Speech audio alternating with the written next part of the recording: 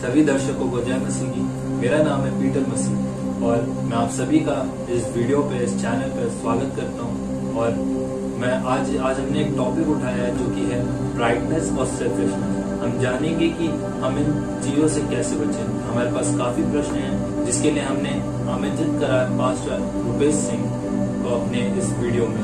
तो चलिए चलते हैं, उनसे जानते हैं प्रश्नों के उत्तर। बाइबल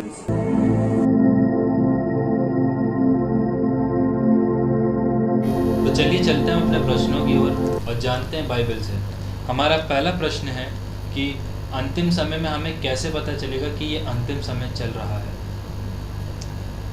अच्छा, तो बहुत बहुत धन्यवाद जी ब्रदर पीटर, जो आपने हमें यहाँ पे आमंत्रित किया। और आपका प्रश्न ये है कि हम कैसे जानेंगे कि अंतिम समय चल रहा है, क्योंकि बहुत सारे लोगों के मनों में ये जिज्ञासा होती है कि हम कब से सुनते चले आ रहे हैं कि ये अंतिम समय है, ये अंतिम समय है, यीशु मसीह आने वाला है। लेकिन जो यूथ है उसके मन में अक्सर ये डाउट होता है, ये शंका होती है, क्या ये बात सही है या गलत है। तो इसको हम कैसे आइडेंटिफाई करेंगे कि अंतिम समय चल रहा है। तो इसका उत्तर भी हम बाइबल से ही देखेंगे। और मेरे साथ खोल लें, ये पाया जाता है 2 तीमुथियुस उसका 3 अध्याय, उसका 1 और 2 पद पढ़ेंगे, सिर्फ 1 और 2 पद। परंतु ध्यान रख कि अंतिम दिनों में कठिन समय आएगा, क्योंकि मनुष्य स्वार्थी, लोभी, अहंकारी, उद्दंड, परमेश्वर की निंदा करने वाले, माता पिता की आज्ञा न मानने वाले, कृत्यधन, अपवित्र। बस तो सीधे सीधे पौलुस जो अपनी पत्री में लिख रहे हैं तीमुथियुस के नाम में, 2 तीमुथियुस को, कि अंतिम समय में आप देख रहे हैं कि लोग कैसे हो जाएंगे, मनुष्य कैसे हो जाएगा, स्वार्थी, लोभी, डींग मारने वाला और अभिमानी, निंदक, माता पिता की आज्ञा टालने वाले, कृतज्ञ, अपवित्र, और भी बहुत सारी बातें हैं। तो आज की जो समय चल रहा है, चाहे वो हम क्रिश्चियन एरा में देखें या हम इस सांसारिक वे में देखें, तो हर जगह हम यही पाते हैं कि ये सारी चीज़ें हमारे जीवन में, इस संसार में व्याप्त हैं। आज देख लीजिए बच्चों की जो स्थिति है कि वो, जैसा वचन कह रहा है, मैं नहीं कह रहा, कि माता पिता की आज्ञा को टाल देते हैं, एक कान से सुनते हैं दूसरे से निकाल देते हैं। तो क्यों ऐसा हो रहा है? क्योंकि यही अंतिम समय है। इसी की पहचान ये है, लोभी, डींग मार, अपनी बातों को बढ़ा चढ़ा के बोलते हैं। तो जब हम पवित्र शास्त्र पर विश्वास करते हैं, बाइबल पर विश्वास करते हैं, तो हमें ये भी मानना है कि वास्तव में ये अंतिम समय चल रहा है। और अंतिम समय चलना क्या, अब ये समाप्त होने पर है, बहुत ही जल्दी इसका समापन हो जाएगा। और जैसा वचन बताता है हमें, प्रभु यीशु मसीह दोबारा आएगा, और दोबारा आने से पहले वो एक उसकी जो एक छुपा हुआ आगमन है वो पहले हो जाएगा, जिसको रैप्चर बोलते हैं। तो हम और आपको सावधान रहना, जितने मसीह भाई बहन हैं और जितने गैर मसीह भी हैं, क्योंकि हमें गैर मसीहों अपने भाई बहनों को नहीं छोड़ना है, तो उनको भी हमें बताते रहना है कि जब ये अंतिम समय चल रहा है तो कम से कम उनको तो पता चले कि अंतिम समय है, जिसके वो भी तैयार हो जाएं। हम भी तैयार हैं और हमें तैयार होना भी चाहिए। तो मुझे उम्मीद है कि आपको आपके प्रश्न का उत्तर मिल गया होगा। तो चलिए चलते हैं हम अपने दूसरे प्रश्न की ओर, जो कि है अंतिम समय में किसका विश्वास कम हो सकता है। अच्छा, तो अंतिम समय जो हमारा ये चल रहा है, आपका जो प्रश्न है वो इस तरह से है कि कौन से लोगों का विश्वास कम हो सकता है। इसका उत्तर भी हम इसी पद्य में पाते हैं, जो 2 तीमुथियुस 3 अध्याय में दिया गया है, कि जितने भी विश्वासी नामधारी हैं, केवल चर्च में ही जाते हैं, आते हैं, घर में परिवार के साथ प्रार्थना में नहीं बैठते हैं, उनके घर में एक ऐसा माहौल नहीं है जो वचन को शेयर किया जा सके, उनके घरों में सिर्फ फॉर्मेलिटी के रूप में संडे को चर्च आना और जाना होता है, या कह लें वो एक, हाँ, जो उनका जैसे कि घर में बोला गया कि जाना ही जाना है चर्च में, तो जाते हैं और आ जाते हैं वापस। फिर पूरा सप्ताह उनका वो संसारिक जीवन में बीतता है। तो ऐसे जो लोग हैं उनका विश्वास कम हो सकता है अंतिम समय में, क्योंकि वे परिपक्व नहीं हुए हैं वो विश्वास में नहीं बढ़े। जिस तरीके से हमें प्रतिदिन भोजन की आवश्यकता होती है, हमारे शरीर को नरिशमेंट चाहिए है, भोजन चाहिए, हम 2 बार या 3 बार खाना खाते हैं, इसी तरीके से अगर प्रतिदिन हम वचन में नहीं जाएंगे, नहीं बने रहेंगे, हम इसको समय से नहीं सीखेंगे कोई भी व्यक्ति, तो उनका विश्वास कम हो सकता है। तो ये है इस प्रश्न का उत्तर। तो चलिए चलते हैं हम अपने तीसरे प्रश्न की ओर। और हमारा तीसरा प्रश्न है कि बाइबल ज्ञान के विषय में क्या कहती है। बहुत अच्छा प्रश्न है कि हमें ज्ञान होना चाहिए, पर ज्ञान 2 प्रकार का होता है, एक होता है संसारिक और एक होता है आत्मिक। तो हम बाइबल से इसका उत्तर देखेंगे, याकूब की पुस्तक उसका 3 अध्याय और उसका 16 और 17 पद, जिसमें हमें दोनों ज्ञान के विषय में बताया गया है। पढ़िए।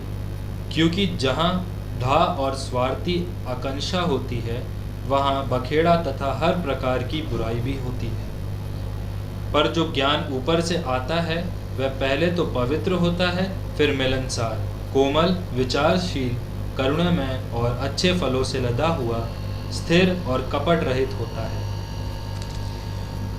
ठीक है, तो देखा आपने कि जो बाइबल बता रही है क्या है कि जो व्यक्ति संसार में पाया जाता है, वैसे तो संसार में हर व्यक्ति पाया जाता है, लेकिन जो ज्ञान उसको प्राप्त होता है वो ज्ञान मैं के रूप में आता है कि मैं ये कर सकता हूँ, मैं वो कर सकता हूँ, मेरे साथ ये, मैं अगर नहीं होता तो ये काम नहीं हो पाता। तो ये संसारिक ज्ञान है, सीधे सीधे पवित्र शास्त्र इस विषय में बता रहा है। और उसमें क्या होता है, ढा होता है, झगड़ा होता है, लड़ाई होती है, जिससे कि घर का माहौल भी ख़राब हो जाता है और उस माहौल में फिर वहाँ पे रहने का मन किसी का नहीं करता है। तो जब हम ये देखेंगे संसारिक ज्ञान के विषय में बाइबल बता रही है कि वो क्या है कि उसमें लड़ाई झगड़ा, ढा, दंगा, फसाद, इस तरीके की बातें उसमें पाई जाती हैं। लेकिन जो दूसरी बात है, जो ज्ञान दूसरी प्रकार से है, उसमें आपने पढ़ा है कि पर जो ज्ञान ऊपर से आता है वो अपने में पवित्र होता है। तो सबसे बड़ी बात है कि वो ज्ञान जो परमेश्वर का ज्ञान है, जो अलौकिक ज्ञान है, वो पवित्र है। और ये बात हमको समझनी है कि हमें भी पवित्र होना है, क्योंकि अगर हम वचन में बने रहना चाहते हैं तो हमें भी पवित्र बने रहना है। और मिलनसार होता है, मिलनसार आज देख रहे हैं समाज में एक दूसरे से बात नहीं करना पसंद कर रहे हैं। एक घर में, एक परिवार में भी अगर कुछ लोग रहते हैं तो एक उधर मुँह करके बात करता है, दूसरा उधर मुँह करके बात करता है। तो ये क्या, ये आत्मिक ज्ञान नहीं है, ये परमेश्वर का ज्ञान नहीं है। परमेश्वर का ज्ञान हमें सिखाता है कि हमें मिलनसार होना है और एक दूसरे की सहायता करनी है। आगे वचन में जैसा आपने पढ़ा था कि कोमल, मृदु भाव और दया और अच्छे फलों से लदा हुआ है और पक्षपात और कपट रहित होता है। तो ये सारी बातें अगर हमारे परिवार में हैं, हमारे जीवन में हैं, तो हम समझ जाएंगे कि जो ज्ञान है वो ऊपर से, वो आत्मिक ज्ञान है और इसको हमें ग्रहण करना ही होगा, करना ही पड़ेगा, तभी हम परमेश्वर के अनुयायी, यीशु मसीह के अनुयायी कहला सकते हैं। तो हमें लगता है कि इस प्रश्न का उत्तर एक हमारे पास और है चीज़ कि हम जैसे अगर इन सब चीज़ों के अपोजिट जाते हैं, जो हम ये सब चीज़ें नहीं करते हैं, तो ये चीज़ हमारी किस चीज़ को दर्शाती है।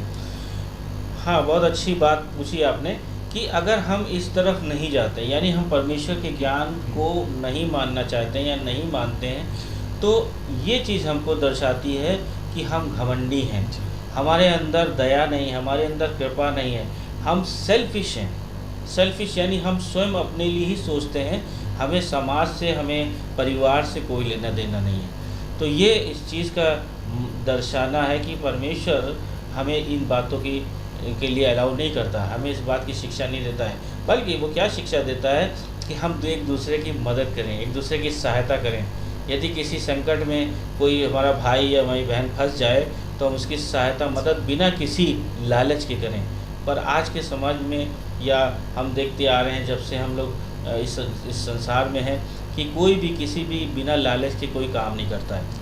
तो ये हमको ध्यान रखना है कि अगर हम किसी के प्रति कार्य कर रहे हैं तो हमें मन में हमारे लालच नहीं आना चाहिए, और अगर ऐसा आ रहा है तो यकीनन वो व्यक्ति परमेश्वर से अलग है, उससे हमारा उस व्यक्ति का परमेश्वर से कोई लेना देना नहीं। तो चलिए हम चलते हैं अपने चौथे प्रश्न की ओर, जो कि है हम अपने आप को शैतान की युक्तियों में फंसने से कैसे रोक सकते हैं। तो चलिए जानते हैं। हाँ, ये इतना आसान नहीं है कि हम अपने आप को शैतान की युक्तियों से फंसने से कैसे रोक सकते हैं। लेकिन अगर हम परमेश्वर से आग्रह करें, परमेश्वर से मांगें, क्योंकि वचन कहता है मत्ती 7:7 में मांगो तो तुम्हें दिया जाएगा।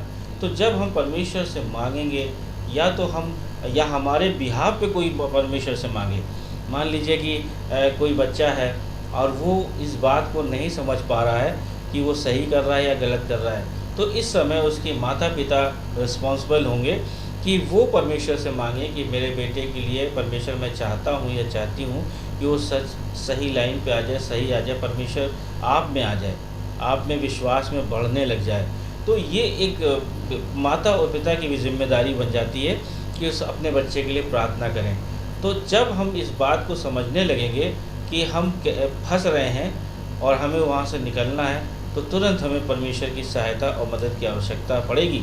और अगर हम अकेले नहीं निकल सकते, अगर हम अकेले निकलना भी चाहें तो हम उस चीज़ से बाहर नहीं आ सकते जब तक कि परमेश्वर हमारी मदद ना करे। दूसरी बात इसमें एक ये आती है कि परमेश्वर स्वयं हमारी मदद नहीं करेगा जब तक कि हम उससे कहें ना। क्योंकि जब, इसका एक एग्ज़ाम्पल मैं देता हूँ कि जब बच्चा रोता है तभी माँ दूध पिलाती है, और जब हम परमेश्वर के सामने अगर हम चाहते हैं, यदि हम चाहते हैं कि हम इस झंझट से निकल जाएं, इस परेशानी से बाहर आ जाएं, तो हमें परमेश्वर से अनुग्रह करना, उससे हमें आग्रह करना पड़ेगा, हमें उससे डिमांड करनी पड़ेगी कि प्रभु अब मैं अकेले इस जाल से नहीं निकल पा रहा हूँ या नहीं निकल पा रही हूँ, मेरी सहायता और मदद करें, तभी निकल पाएंगे। तो चलिए चलते हैं हम अपने चौथे प्रश्न की ओर, जो कि है कि क्या हमारे पास ऐसी कोई चीज़ है जिस पे हम घमंड करें। जैसा कि हम जानते हैं कि परमेश्वर सबसे ज़्यादा जो घृणा करता है वो है घमंड। घमंड एक ऐसा सीन है जो कि लूसीफर ने करा था और वो स्वर्ग लोक से पृथ्वी लोक पे फेंक दिया गया था। तो यही हम जानेंगे क्या हमारे पास ऐसी कोई चीज़ है जिससे हम घमंड करें। तो चलिए जानते हैं। हाँ, जैसा अभी आपने बताया कि हम परमेश्वर घमंड से घृणा करता है, और वचन में भी हम देखते हैं कि वही पाया जाता है कि वचन हमें, अगर हम देखें वचन में देखेंगे याकूब की पुस्तक और उसका 4 अध्याय उसका 6 और 7 पद में क्या लिखा हुआ है। वरन वह और भी अधिक अनुग्रह देता है, इसलिए कहता है परमेश्वर घमंडियों को विरोध करता पर दीन लोगों पर अनुग्रह करता है। हाँ, देखिए पहले पार्ट में जो इसमें लिखा हुआ है कि घमंडियों का विरोध करता और दीनों पर अनुग्रह करता है, तो अगर हम घमंड करते भी हैं तो अपने दीन होने पे करें। अगर हम घमंड करें भी तो हम इस बात पर घमंड करें कि परमेश्वर हमें जानता है, हम इस बात पर घमंड करें कि हम परमेश्वर को जानते हैं, और इस बात को हम पॉजिटिवली ले जाएं।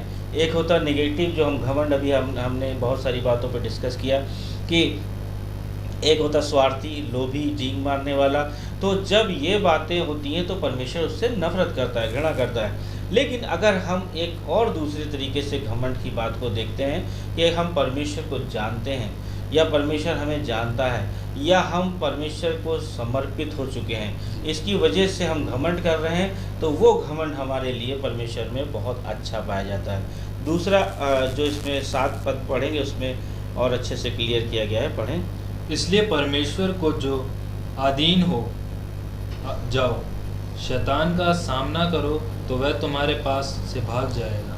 हाँ, तो ये इसका आंसर आपने दे दिया कि इसलिए परमेश्वर के अधीन हो जाओ और शैतान का सामना करो तो वो तुम्हारे सामने से भाग जाएगा।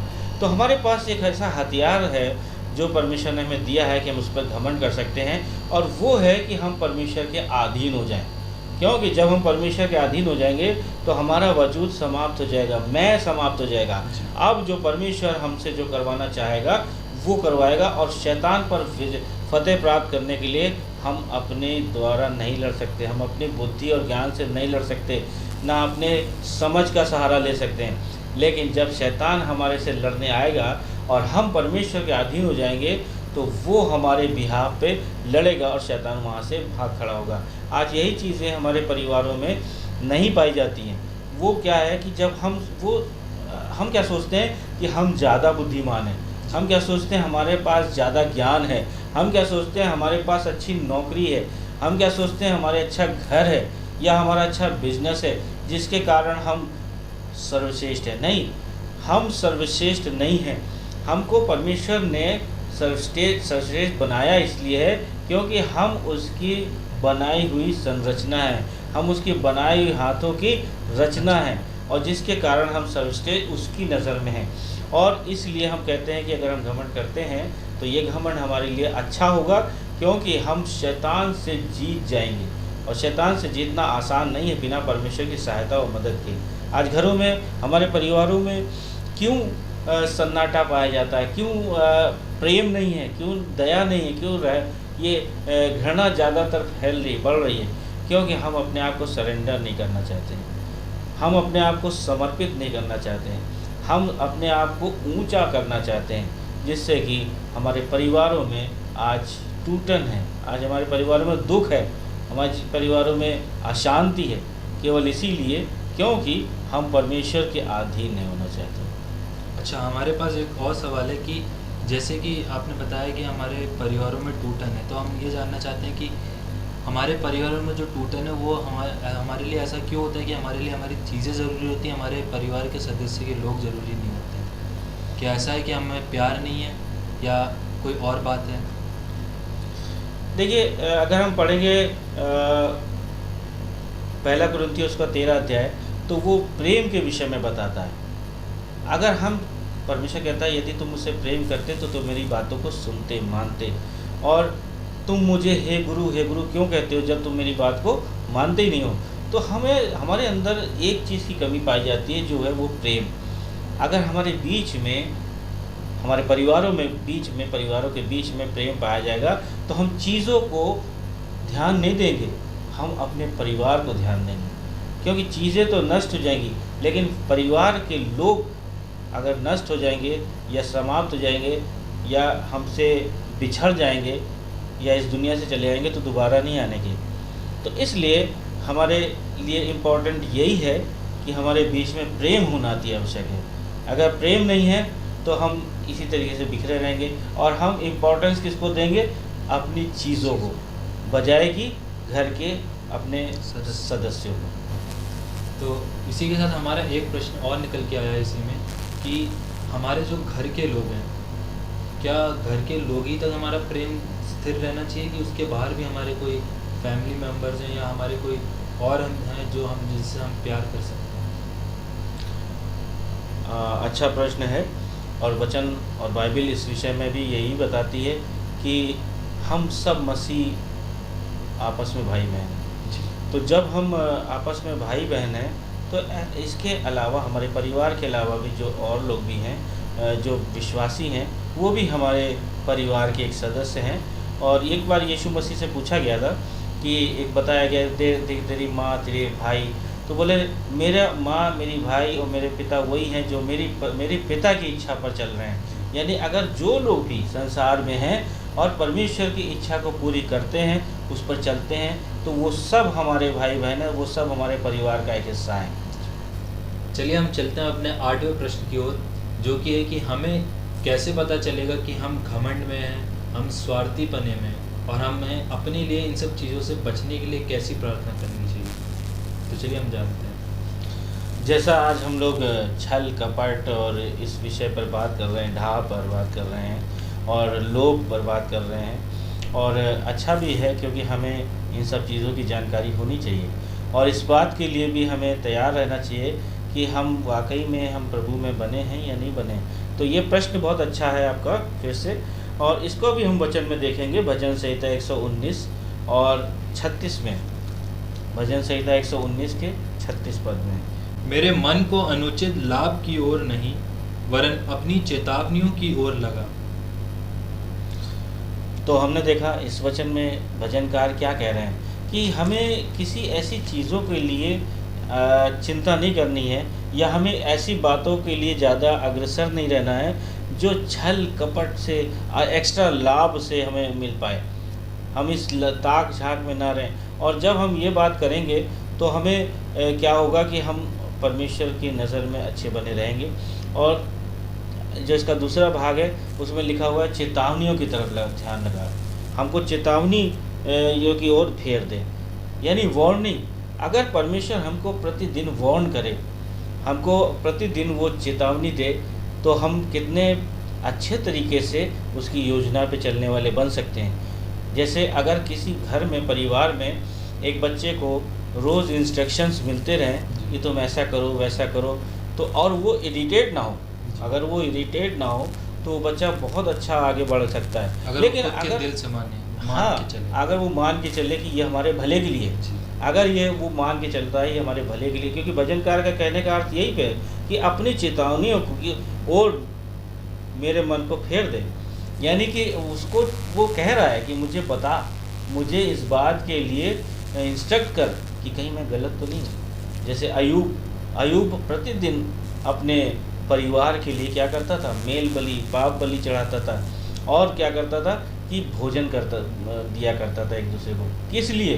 वो इसलिए क्योंकि वो सोचता था कि ऐसा तो नहीं है कि मेरे परिवार में मेरे बेटे या बेटियों ने किसी ने पाप किया हो और परमेश्वर उन्हें नष्ट कर दे।